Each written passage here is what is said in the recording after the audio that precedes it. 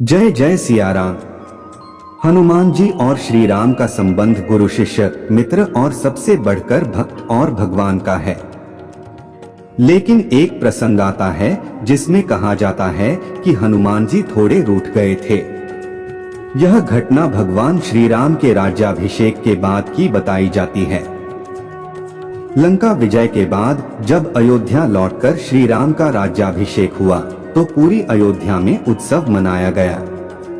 सभी लोग अपनी अपनी सेवाओं का फल पा रहे थे। विभीषण को लंका का राजा बनाया गया, सुग्रीव को पुनः किष्किंधा का राज मिला, अंगद और जाम्बवंत को भी सम्मान मिला, परंतु हनुमान जी को कुछ भी नहीं दिया गया। कुछ कथाओं में आता है कि सीता माता ने उन्हें एक सुंदर मणि भेंट में दी, लेकिन हनुमान जी ने उसे यह कहकर ठुकरा दिया, माँ, मुझे कोई रत्न या मणि नहीं चाहिए, मेरे लिए तो श्री राम ही सबसे बड़ा रत्न है।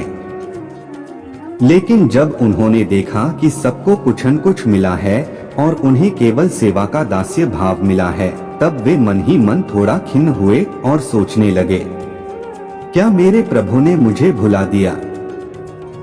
हनुमान जी का यह रूठना लोभ या इच्छा से नहीं था, बल्कि उनका भाव था कि मैं केवल सेवा के लिए जन्मा हूँ, मुझे कोई पद या उपहार न चाहिए। इसी कारण उन्होंने श्री राम से थोड़ी दूरी बना ली।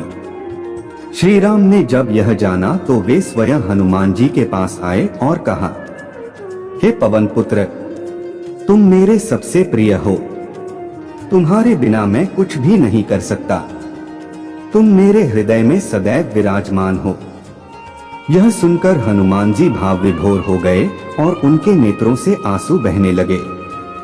वे पुनः प्रभु की गोद में आकर बोले, प्रभु, मुझे केवल आपकी भक्ति चाहिए और कुछ नहीं। इसीलिए कहा जाता है कि हनुमान जी रूठे थे, पर उनकी रूठन भी भक्ति का अनमोल रूप थी।